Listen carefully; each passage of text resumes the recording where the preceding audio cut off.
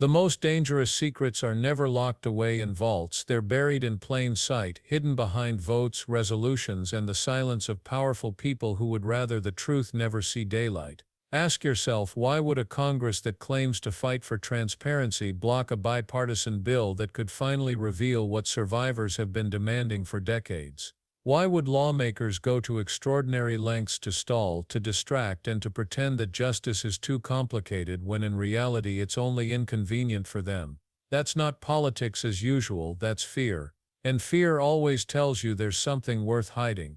That's what made Congressman Jim McGovern's outburst so jarring. And I thank the gentleman from Virginia for yielding me the customary 30 minutes, and I yield myself such time as I may consume. Gentleman's recognized. Here we go again, Mr. Speaker. Here we go again. This rule is insane. And notwithstanding the gentleman's monotone delivery, there's a lot going on here in this rule, and much of it is not good. What are Republicans doing the first week back? Something to lower food costs as Trump's tariffs drive up prices? Nope.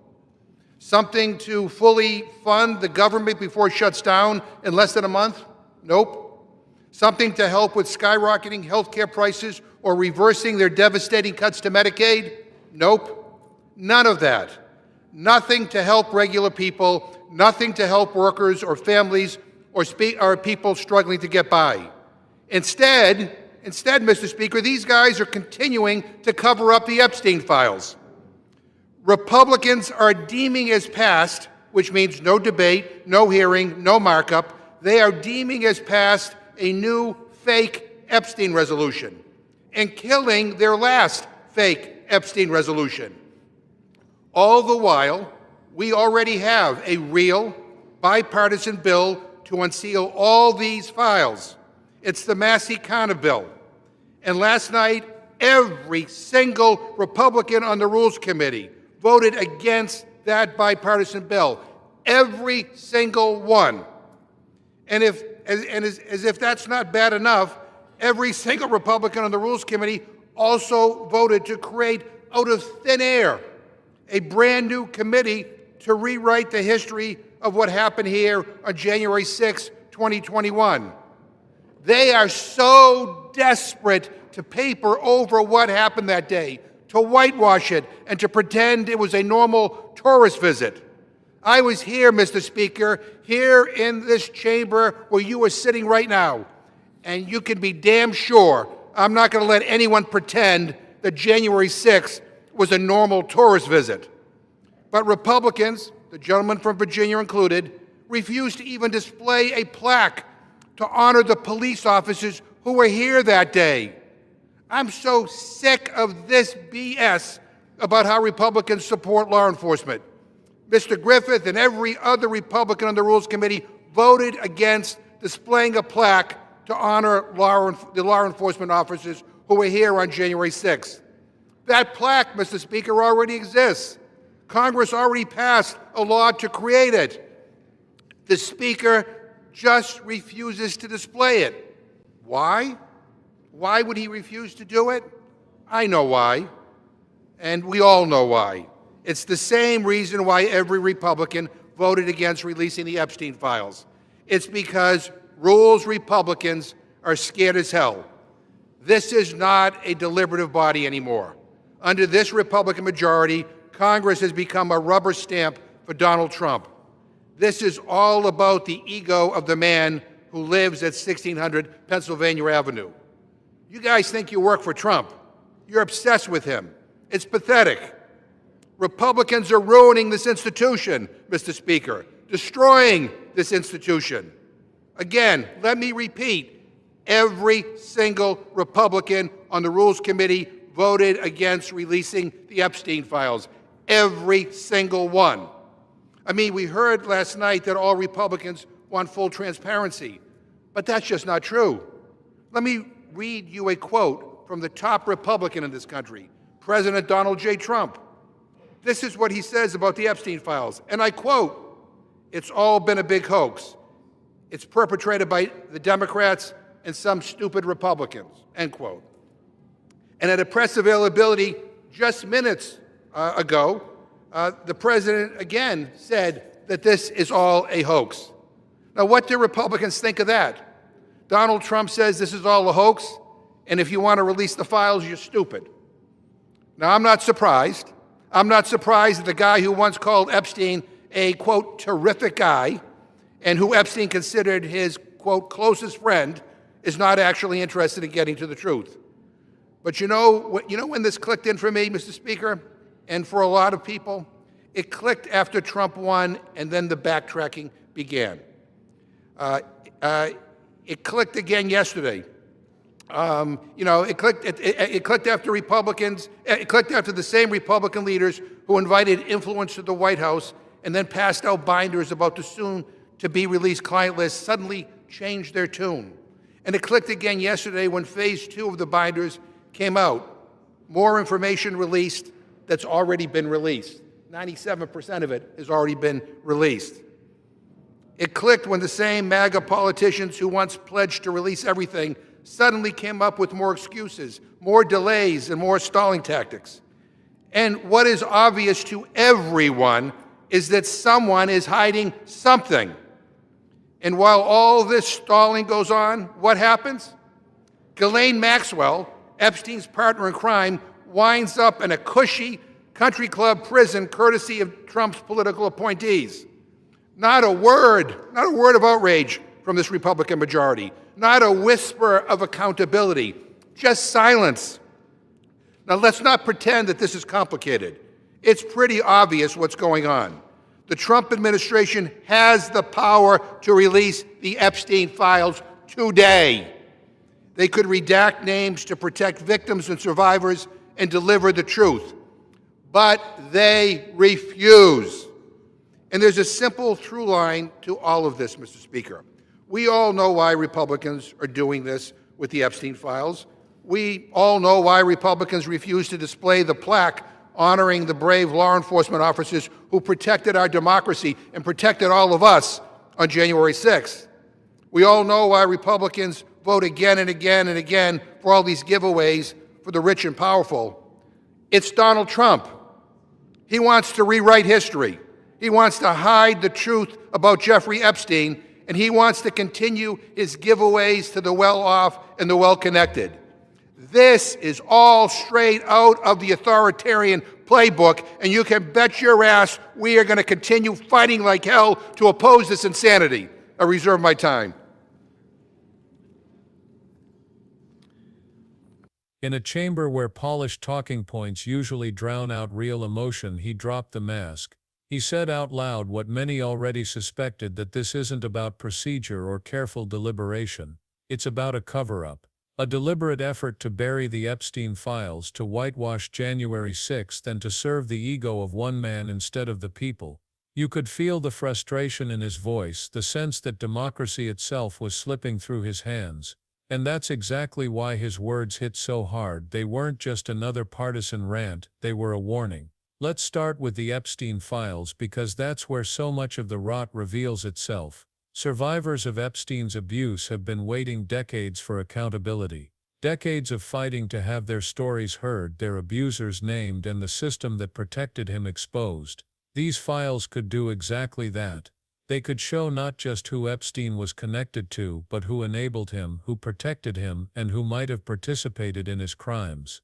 That's why they matter. They're not just paperwork, they're evidence. They're voices that have been silenced for far too long, and yet when given the chance to finally act, every single Republican on the Rules Committee voted against the bipartisan bill to unseal them. Not some, not most, every single one. Think about how brazen that is. On one side, survivors begging for justice, on the other a ready-made bill crafted carefully by members of both parties to responsibly unseal the files with protections in place. And still no, just no. That's not caution, that's not prudence, that's obstruction, plain and simple. And it tells you one thing: someone doesn't want the truth coming out. But if that wasn't damning enough, consider what else happened at the same time. McGovern revealed that these same lawmakers refused to even display a plaque honoring the police officers who defended the Capitol on January 6th. Let that sink in. This wasn't about passing new legislation or creating new controversy. The plaque already exists. Congress already approved it. All that was left was to put it on the wall to honor those who put their bodies on the line to protect democracy itself, and still refusal, silence, erasure. What does it say when politicians won't even honor the very people who saved their lives? It says accountability has become politically inconvenient, because the moment you put that plaque up you admit the truth. January 6th wasn't a peaceful protest, it wasn't a tourist visit, it was violent, it was traumatic, it scarred both individuals and institutions, and that truth doesn't fit the story they're desperate to tell, so instead they erase it. And here's where the two issues connect. The refusal to release the Epstein files and the refusal to honor Capitol Police are not random, they are two sides of the same coin. Both are about controlling the narrative, burying reality, and protecting the powerful from consequences. McGovern's fury wasn't just about files or plaques, it was about the pattern. A pattern of stalling, denying, rewriting, and protecting. And once you see that pattern, you can't unsee it. It becomes even clearer when you look at the influence behind these moves. When the most powerful voice in the party openly mocks the Epstein files as a hoax, when he dismisses those who demand accountability as stupid, when he waves it off as partisan nonsense, the signal is obvious. The marching orders are clear: protect, dismiss, delay, and his track record only sharpens the picture. He once described Epstein as a terrific guy. Reports suggest Epstein called him his closest friend. And during his administration, Ghislaine Maxwell, Epstein's convicted partner, ended up in what McGovern rightly called a cushy country club prison. No outrage, no accountability, just silence. Now connect that to January 6th. Instead of confronting the horror of that day, Republicans created a committee to literally rewrite what happened, to whitewash an insurrection into a harmless visit. McGovern was there. He lived it. He heard the doors breaking, saw the fear, felt the danger, and now he watches as colleagues pretend it never happened. The erasure isn't just dishonest, it's dangerous, because if you can rewrite yesterday, you can control tomorrow. And while history gets rewritten, survivors get betrayed. Imagine waiting decades for justice, only to be told again and again to be patient, to trust the system, to let the powerful handle it. Imagine knowing that names, connections, and evidence sit in files, sealed away, while the people who enabled your abuser walk free, protected by lawmakers who claim to fight for transparency. That's not justice.